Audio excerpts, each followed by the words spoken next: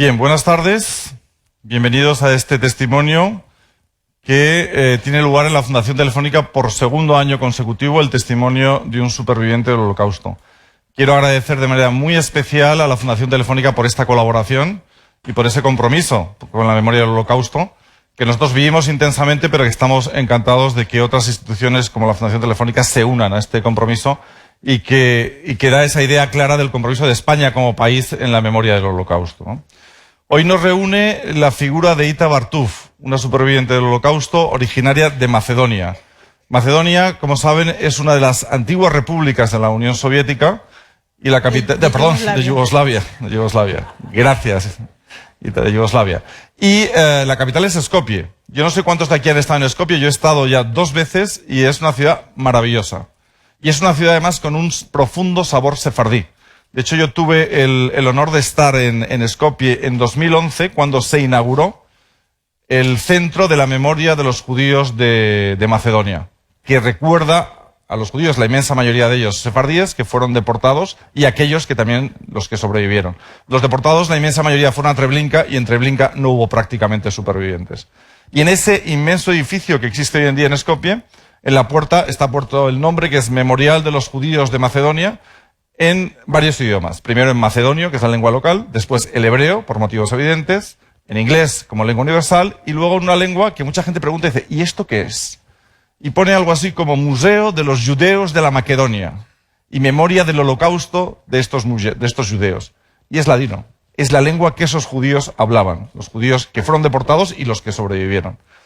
Entonces, además, nosotros tenemos una excelente relación con la comunidad judía de Macedonia y con el Departamento de Macedonia, que se ocupa de los temas del Holocausto en el Ministerio de Asuntos Exteriores de esta República. Hecha esta introducción, yo creo que lo mejor es que Ita nos cuente su historia, quién es ella, cuál es el origen de su familia, qué experiencia vivieron. Yo voy a dejar que ella fluya. Si se me ocurre alguna cosa durante los primeros 40 minutos aproximadamente, yo también intervendré. Y luego tendremos unos 15-20 minutos para que ustedes puedan también plantearle preguntas a ella. Con lo cual, Ita, cuéntanos tu historia. Mi historia empieza con la historia de mis padres, pero voy a empezar primero por decir que mi nombre Bartuf es nombre de casada. Mi nombre es Faraji, Kamji, Ergas y Masot. Los 4 nombres son nombres de origen español y al fin estoy aquí. Mi familia vivió en Macedonia cientos de años. Y una vida normal, completamente normal, con todos juntos en el barrio judío, que hoy día no existe. Y en el año 41, un día, empezó la invasión alemana y empezaron a bombardear la ciudad. Todo el mundo corrió por todas partes, todos en un miedo feroz. Y entraron los alemanes junto con los búlgaros a la ciudad.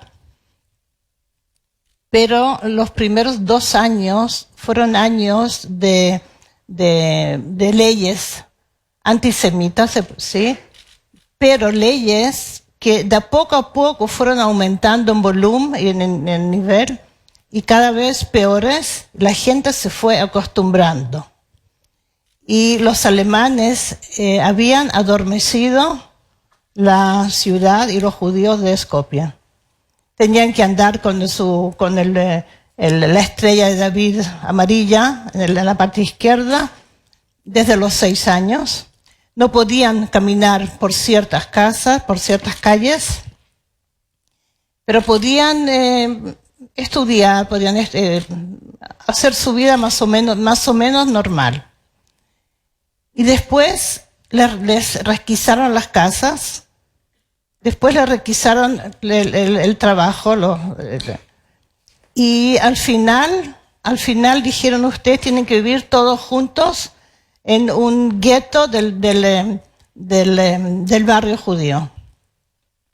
Y entonces empezaron a llegar emigrantes, gente que huía de toda Serbia, con unos cuentos atroces de lo que estaba pasando, y al final ellos se dieron cuenta que los habían adormecido y que el fin que era al principio ellos creían que iban a trabajar a campos en Alemania, pero que tenían que dejar Skopje.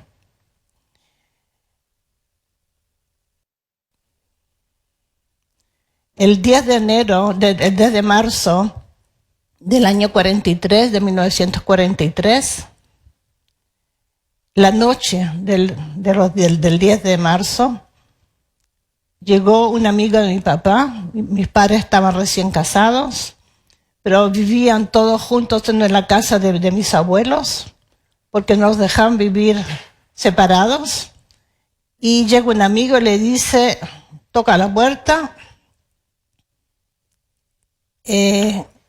todos con un miedo atroz que estaba pasando, y le dice a mi papá, Alberto, esta noche cierran la ciudad de Skopje y todos los judíos van prisioneros a la fábrica de tabaco Monopol, que todavía existe y todavía hacen cigarrillos ahí. Y era un campo de concentración provisorio. Te puedo salvar a ti y a otra persona.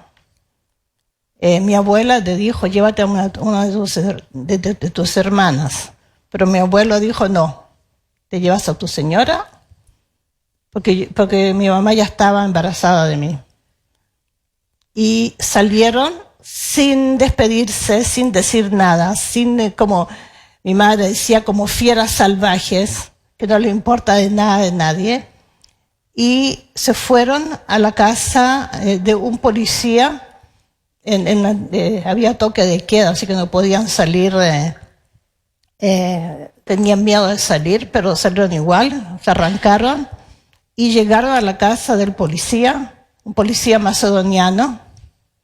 El amigo era armenio y el policía macedoniano los escondió dentro de un ropero hasta que todo lo que estaba pasando se calmara, la situación calmara.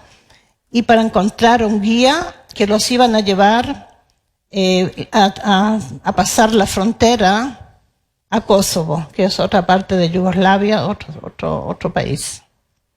Y en Kosovo tenían la posibilidad de salvarse provisoriamente, y de ahí querían partir a Albania. Mi padre en ese momento ya tenía papeles falsos como un musulmán de Kosovo que se llamaba Ali Faik Murdeja. ¿Cómo se lo dieron y cuándo lo consiguió? Nunca lo dijo, porque mi padre nunca habló del Holocausto y de su familia. Y pasaron el límite con el guía. Una noche de invierno, de lluvia y de frío. Mi mamá, que estaba en ese momento, cuando se arrancaron, usaba tacones altos, tuvo que irse a pie, descalza, y pasar por el territorio en el Balcán es por lo general un territorio montañoso. Colinas, se mueven, casi no hay camino plano. Tenían que subir y bajar de los montes. Me acuerdo que mi mamá contaba, pues yo era muy chica en ese entonces, contaba que el peor trauma para ella había sido, uno de los peores traumas, era subir una colina y decir con mi papá, vamos a despedirnos de la ciudad. Y se dieron vuelta, era un cementerio, se dieron vuelta y miraron el Monopol, que donde estaba toda su familia, y veían luces, estaba todo iluminado, con gente, con sombras que iban de un lado a otro. Y entonces, por supuesto, ellos se desmoronaron, empezaron a llorar y a pedir perdón a la familia que habían dejado sin despedirse siquiera. Pero bajaron el monte, siempre mirando atrás, para despedirse y ver a su familia, es decir, el edificio con las sombras de la gente que eran todos amigos, porque En Skopje la población eran 3.200 personas. Y todos se conocían, eran todos parientes, se casaban entre ellos, todos con los mismos nombres. Y bueno, todos o parientes o parientes lejanos. Y pasaron el límite, la frontera era una charca de agua, porque no era una cosa, pasaron con miedo de que la patrulla, la Alemania, que no los detuviese, pero llegaron a la casa de unos campesinos que los recibieron porque la gente, donde ellos llegaron a casas de gente que estaba ayudando a toda la gente, a los emigrantes que se arrancaban del peligro de los alemanes. Llegaron y esperaron un día, es decir, una noche, y al día siguiente tenían que llegar a una ciudad que se llamaba Urošovac. Para poder llegar a Urošovac eran horas que tenían que ir disfrazados, los dos de mujeres musulmanas, tapadas, y iban en una carreta llevada por bueyes, y era un campesino musulmán que llevaba a sus mujeres al mercado. Y horas estuvieron y tenían que estar sentados derechos sin moverse, y llegan para encontrar un amigo de mi papá que los iba a salvar, que los iba a esconder. Llegan y no lo encuentran y deciden volver a la casa de los campesinos, y al día siguiente, sea lo que sea, volver a pie. Estaban dispuestos a todo, hasta morir, no le importaba. Al día siguiente llegan a la ciudad de Urošovac, después de caminar horas. Y en esa ciudad, una aldea, una ciudad muy chica, todos se conocían. Y cuando mis padres llegan, están solos en la mañana y la gente desaparece. Hay una patrulla italiana, porque estaban los italianos, que eran aliados de los alemanes, y los ven pasar. Y mis padres se paralizan, pero uno de ellos dice, ya, déjalos pasar, son judíos, déjalos pasar, nomás no, ya. Y pasan. Y en un momento no hay nadie en la calle, y aparece un policía. El policía le toca el hombro a mi papá, le dice, Alberto, ¿te acuerdas de mí? Papá le dice, yo no me llamo Alberto, me llamo Ali. Le dice, Alberto, lo siento mucho, tienes que ir conmigo a la cárcel. Los llevan a la cárcel, mi papá y mamá. Llega a una cárcel que era la estación de tren de esa ciudad, y los encierran. Y mis padres completamente estaban obstinados en decían, nosotros somos musulmanes, nosotros somos de Kosovo, musulmanes de Kosovo. Y al final los sacaron, los soltaron, porque llegó un señor que atestiguó que él los conocía y eran musulmanes. Pero antes de eso, mi madre vio pasar el tren que venía de Monopol, con todos los judíos, entre ellos su familia, en el tren, que era un tren de carga, y gritos, los alemanes, es decir, soldados alemanes gritando al lado del tren, la gente dentro del tren gritando y pidiendo ayuda, pidiendo agua, y gritos y lloraban. Y mamá lo está mirando de la ventana, como están pasando lentamente. Un primo de mi mamá que estaba también en la cárcel, tenía 15 años, y vio un soldado italiano que les quiso dar agua y fue fusilado por los soldados alemanes. Él corrió con el agua y le dispararon. Por supuesto que después de eso, de ese episodio y de ese episodio, se puede decir. Mi madre le demoró meses en dejar de llorar, porque no podía llorar, no podía olvidarse de la gente, de las manos de la gente que salía de las ventanas abarrotadas del tren, gritando y pidiendo agua. Ellos se fueron de Kosovo, se llegaron a Albania, esta vez ya en coche, en taxi. Y porque Alemania, mi papá tenía un amigo, mi papá siempre, él era experto en textil. Y todo el tiempo compraba y vendía cosas en todas las partes del Balcán. En Kosovo, en Grecia, en Albania, y conocía a mucha gente. Llegan a Skodra, que ese entonces tenía el nombre italiano de Scutari, y los reciben, y los acogen, y los ayudan a sobrevivir. La gente albanesa, el año 2015, tuve la oportunidad de pagar una deuda al pueblo albanés. Llegué a Skopje por casualidad y pude decir gracias a los albaneses, yo estoy aquí, y gracias a ellos nos salvamos. Volviendo a Albania, al principio, los primeros años, los primeros meses fueron muy difíciles, porque no tenía nada, y mi mamá estaba por dar a luz. Y cuando llegó el momento, había solamente una amiga que era pediatra, me parece, sí.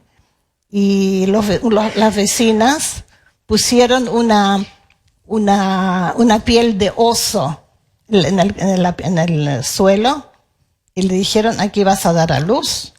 Y estaban todos los niños, estaban en las ventanas mirando, los hombres afuera conversando, hablando.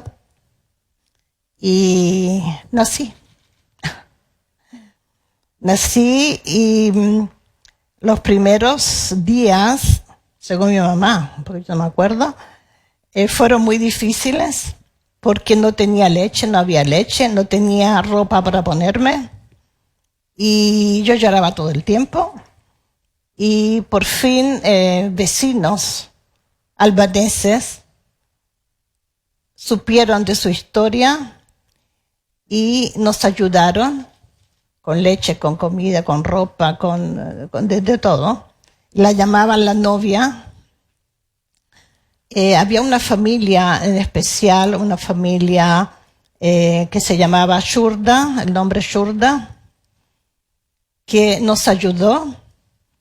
Y esa familia, gracias a esa familia, a un episodio, a un acontecimiento que pasó en su casa, nos salvamos de la cárcel, porque con el tiempo, nosotros estuvimos 2 años en Albania, pero un día alguien denunció y escucharon soldados alemanes corriendo y llegan a la casa y corren con esos que dan miedo como caminan, y suben justamente a la pieza de mis padres y dicen, ustedes son judíos, ustedes van con nosotros ahora a la cárcel.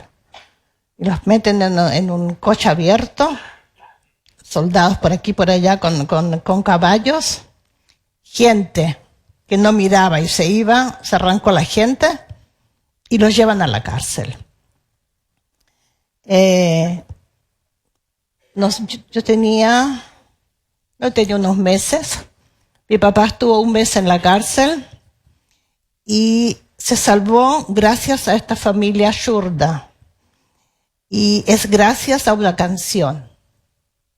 Como todas las cosas que pasan en la vida, a veces hay cosas que pasan por unos milagros, que pasan por algo muy chico, algo que pasa en la vida.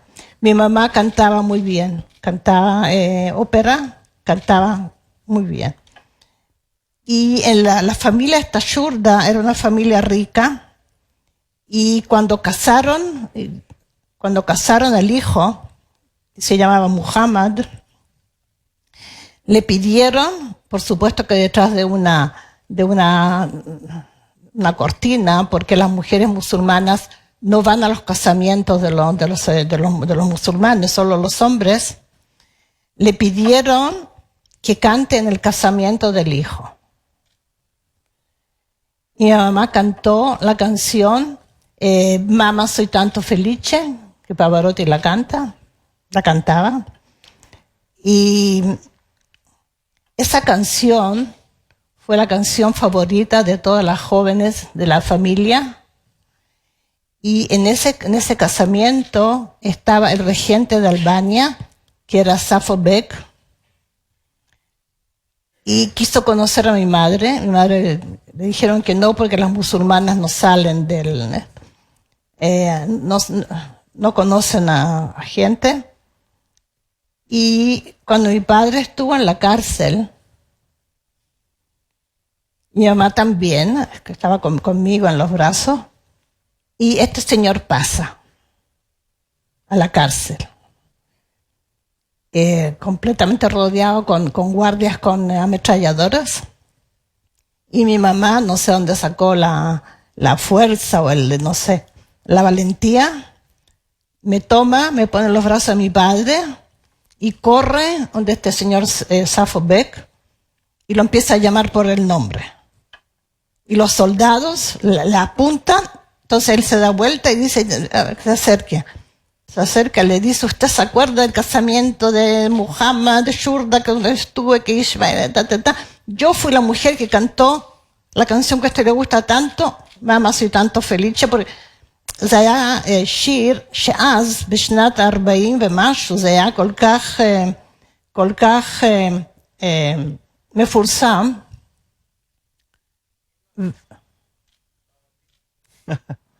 Te has puesto hablar en hebreo. Ha salido el hebreo. Sefardín chileno, sigue. Les pido. Qué divertido.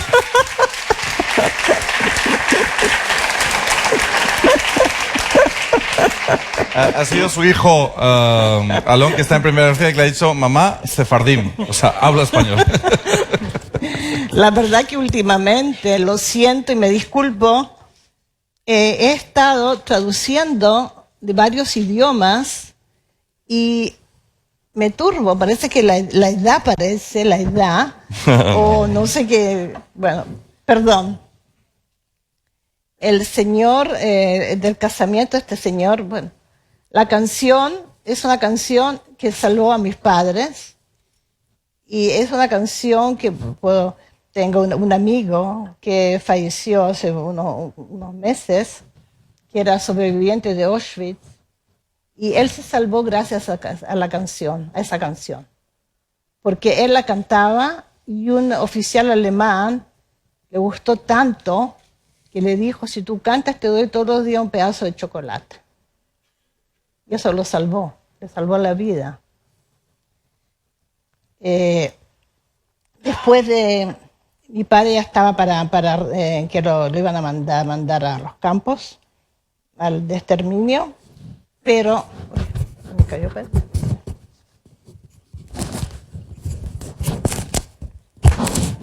Se metió... ¿Me escuchan? Sí. No, espera, si podéis venir, no sé cómo es. Sí, me cayó. Hasta que llegue yo puedo hablar de... No, lo necesitas. A ver. Ahí una oreja. Llegó. Bien.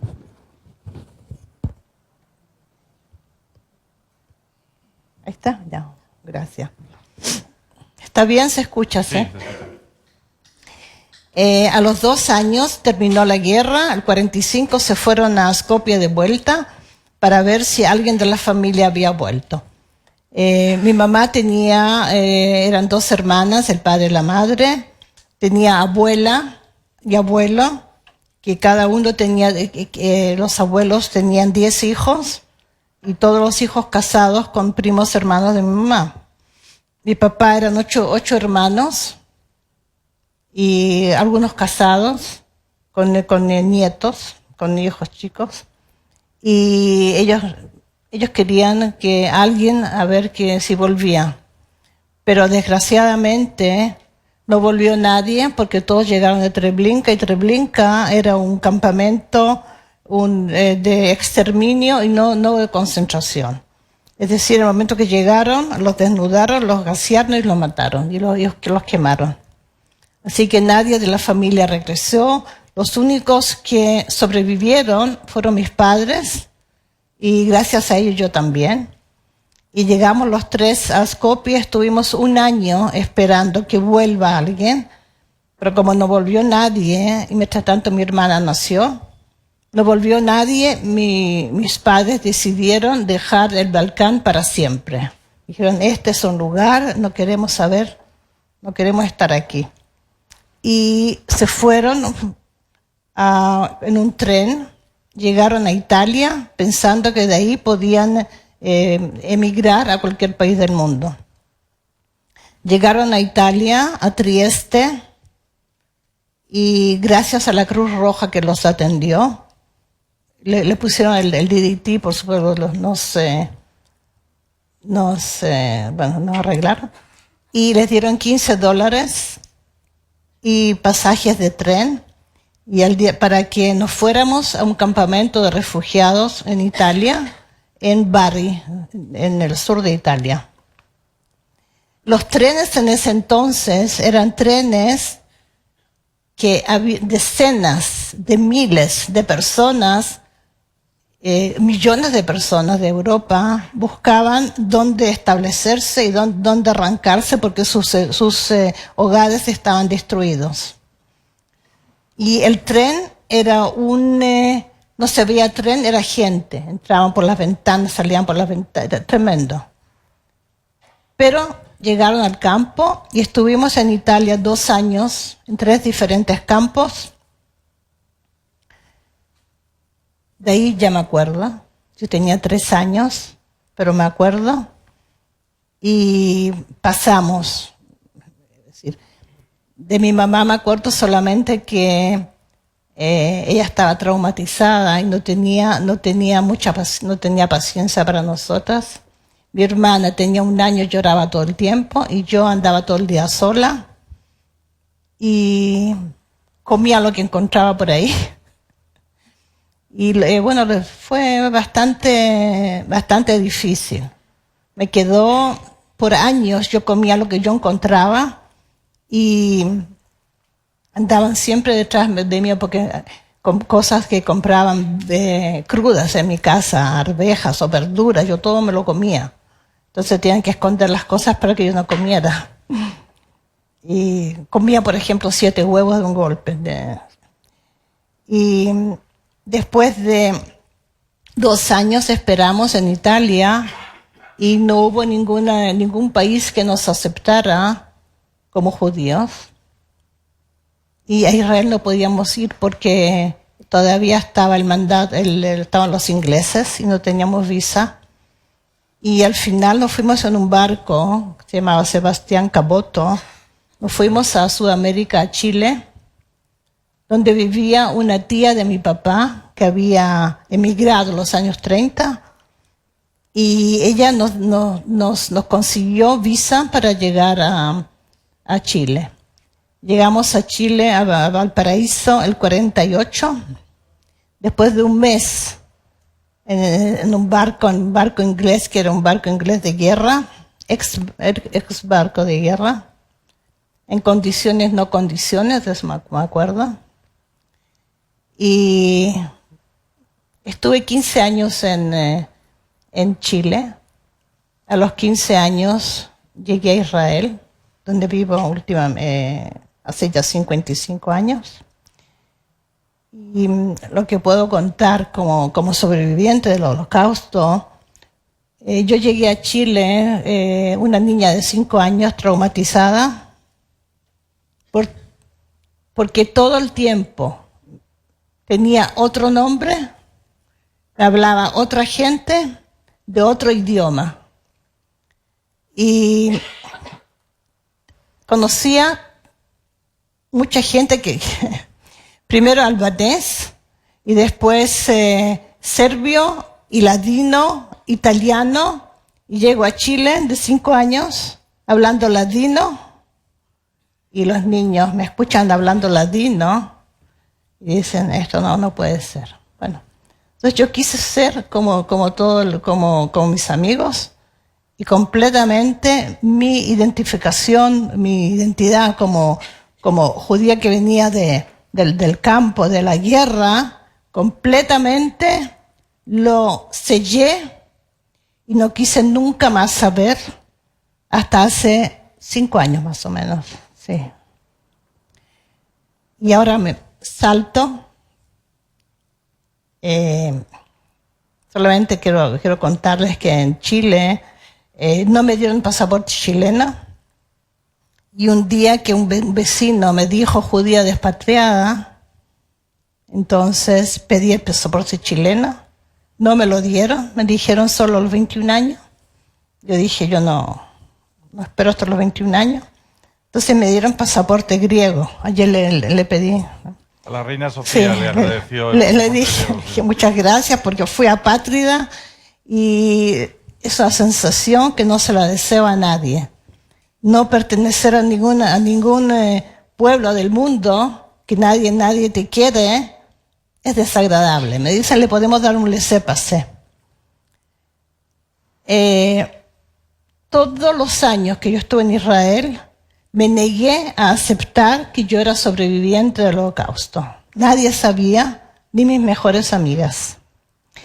Cuando me jubilé, empecé a estar todos los días con mi madre. Los últimos 20 años de su vida estuve al lado de ella todos los días. Y parece que la gente de cierta edad, cuando llega a cierta edad, como parece que el futuro ya pasó, entonces empieza a hablar del pasado. Y mi mamá hablaba solo de su familia y de lo que había pasado y de la guerra, después de estar todos los años silenciosa.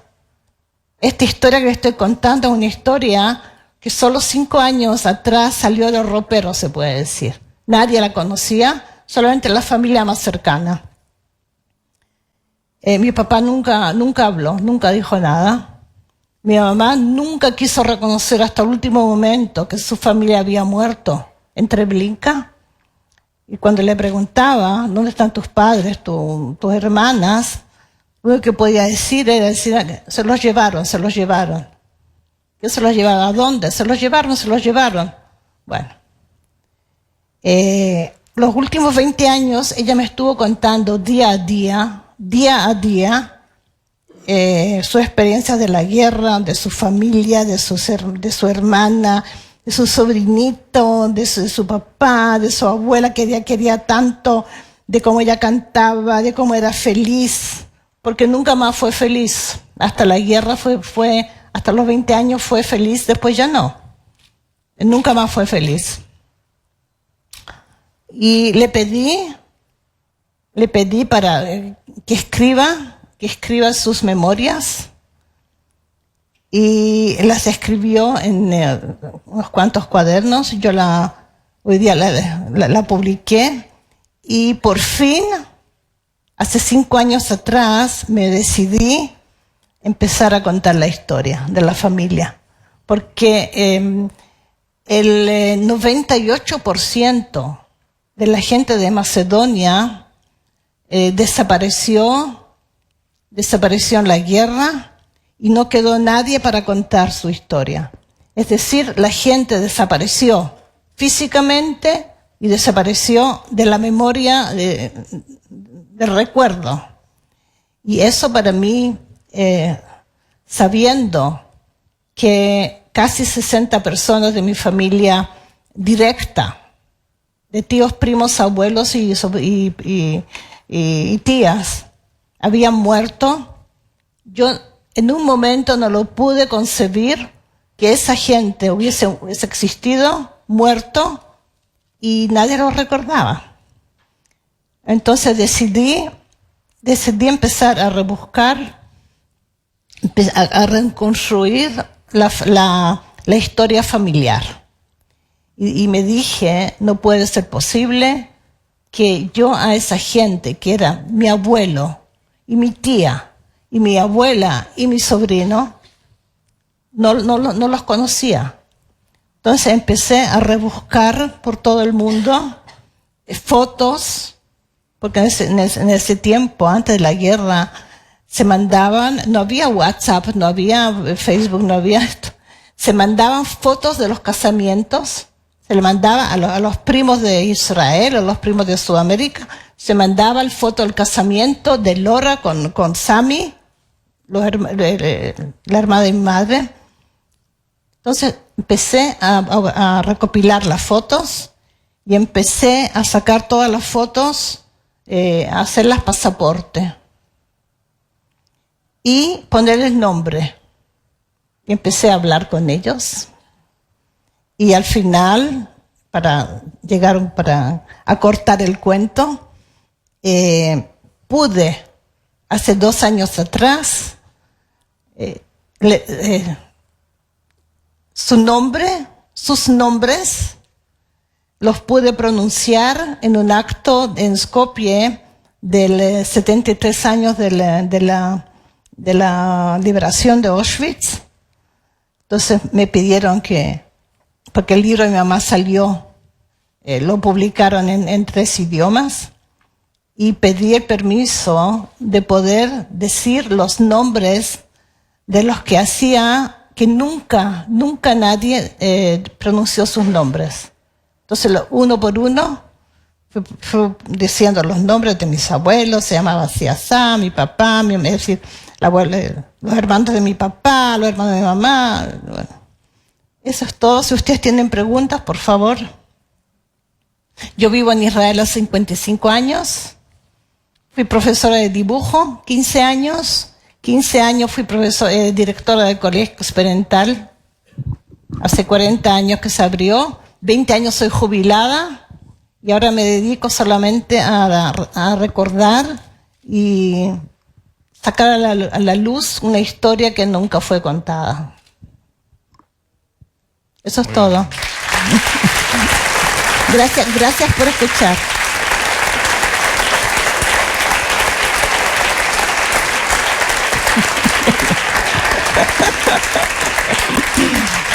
Gracias. Y otra vez, perdón que empecé a hablar en hebreo, perdón.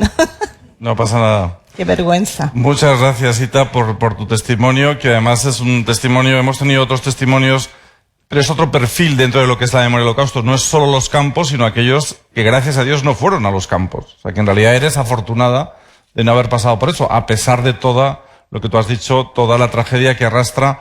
Morir en los campos o morir en la Shoah es muy duro, sobrevivir a ella también. Y las lacras y los daños físicos y morales que deja en los supervivientes, en las familias de los supervivientes, son intensos, incluso varias generaciones después, ¿no? Entonces abrimos el turno de palabra. Aquellos que quieran plantearle alguna cuestión, veo ahí una ya. ¿Tenemos un micrófono?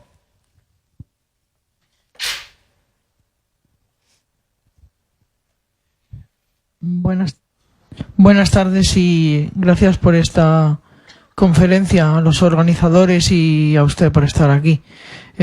Tengo 2 preguntas. La primera es, ¿qué le diría a los jóvenes estudiantes acerca del Holocausto, que lo están dando ahora en sus institutos y colegios? Y la segunda, que nos contara algo acerca de la imagen que ilustra esta conferencia, de la fotografía. Muchas gracias. Voy a empezar por la segunda porque es la más fácil. Sí, la foto es una de las únicas fotos que tengo del campo de Italia. En el campo de Bari yo tengo 3 años, estamos recién llegados, 3 años, mi hermana 1 año y mis padres sentados para tomarse la foto.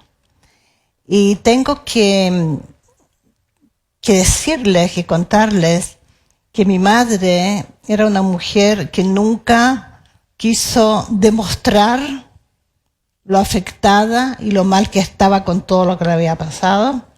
Y en esa foto se puede presenciar perfectamente que era una mujer que peleó, que salió adelante, que todo el trauma no es en este momento, no puedo contarles qué pasó con los hijos y con todos nosotros, pero ella siempre sonreía, ella veía una máquina y sonreía.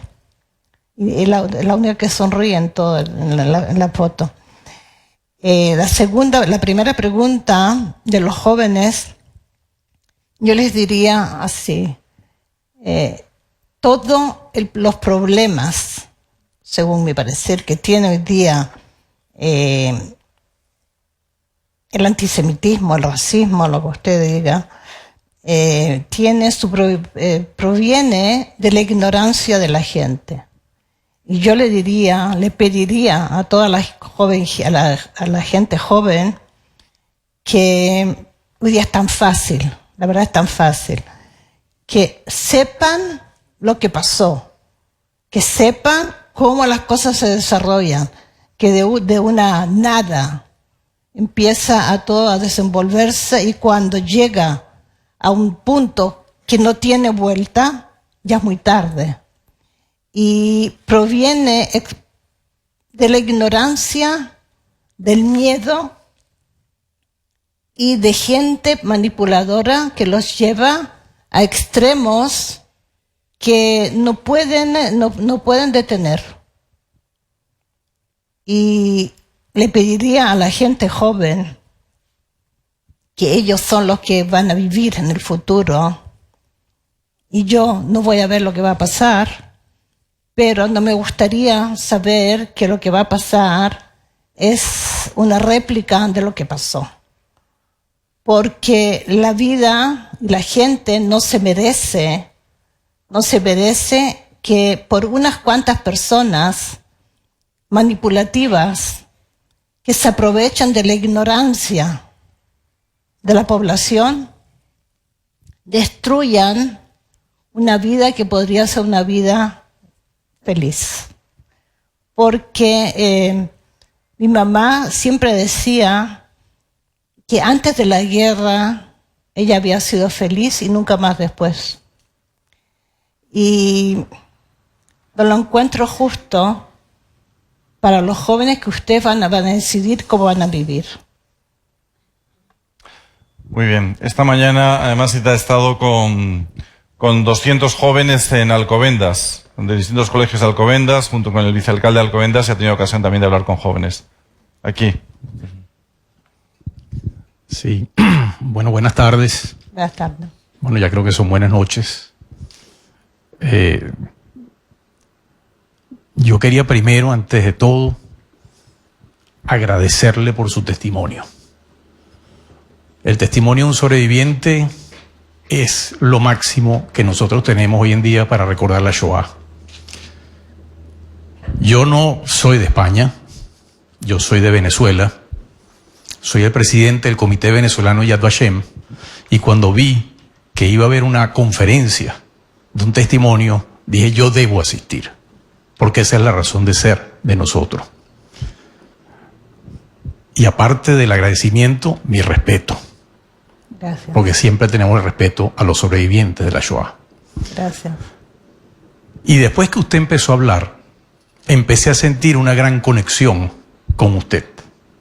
¿Por qué? Porque yo soy hijo de sobreviviente. Mi padre es sobreviviente de Auschwitz y mi madre de Theresienstadt. Y hay pasajes que me contaba mi padre, porque ya no está con nosotros, que coinciden de una forma con pasajes que usted dijo. Y voy a citar uno particularmente: los chocolates. Porque mi padre nos decía a nosotros que parte de su salvación, de su salida de Auschwitz, fueron unos chocolates. Porque un coronel le dijo: ¿usted sabe jugar ajedrez? Y él le dijo: sí. entonces podemos jugar ajedrez. Si usted me gana, él era un niño que recién había hecho su bar mitzvah. Si usted me gana, usted se come los chocolates. Él nunca le dijo qué pasaba si perdía. Pero él jugó y ganó. Y eso le permitió, una de las tantas, salvarse de Auschwitz. O sea, yo de verdad le agradezco muchísimo su presencia, el testimonio y muchas otras cosas que usted dijo, pero no hay tiempo, que me relataba mi padre, que es de un sitio totalmente diferente, pero que una historia sumamente parecida. Y únicamente para responder la pregunta tuya. Una encuesta se hizo recientemente. ¿Qué significa Auschwitz? Y respuesta de hoy en día fue una marca de cerveza. ¿Qué hora hay? Lo siento. Seguimos. Tengo una aquí, en el otro lado. Sí. ¿Usted es feliz ahora aparte de su pasado? ¿Quién me pregunta? No veo. Si eres feliz ahora, aparte de tu pasado. Sí, soy muy feliz. Gracias. Muy bien. Pero no me preguntaste por qué. Bueno, cuéntaselo, sí. Cuéntale por qué eres feliz. ¿Por qué soy feliz? Sí. ¿Verdad? Cuéntale. Soy feliz en este momento porque lo estoy contando. Y soy feliz porque a pesar de todo lo que pasó, nosotros seguimos viviendo. Yo estoy aquí, estoy en Madrid, y estoy muy feliz. Y lo que pasó es un pasado que yo no lo puedo cambiar. Yo puedo cambiar solamente lo que viene. Y eso es lo importante. Eso acuérdate. Muy bien. Más preguntas. ¿Por detrás también? Todo perfecto. ¿Algo más? Ah, sí. Todo ahí tenemos claro. uno.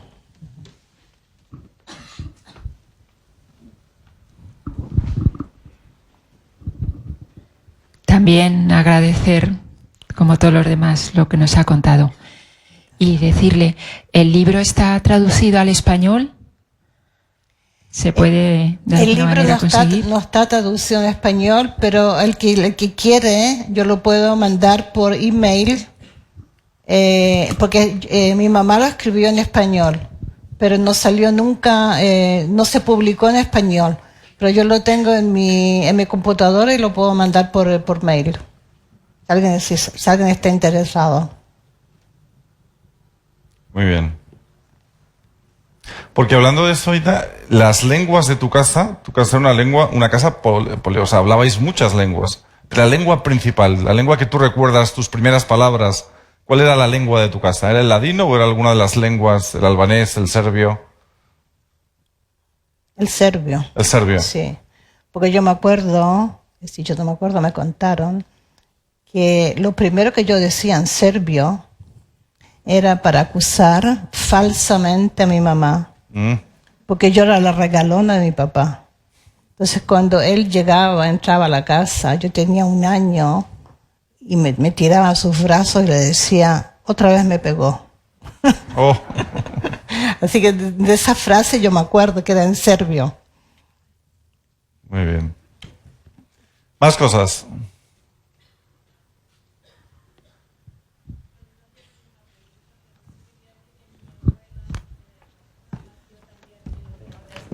Ya viene. Vale. Que mi abuela paterna nació en lo que ahora es Bitola, o sea que no muy lejos. Se fue a Thessaloniki y bueno, ella pudo escaparse, pero varios miembros de nuestra familia sí murieron. Y bueno, quería agradecerle que cuente su historia porque la gente necesita saberlo. Yo le agradezco a todos que llegaron aquí para escuchar mi historia. Les agradezco de todo corazón. Pues muy bien, muchísimas gracias.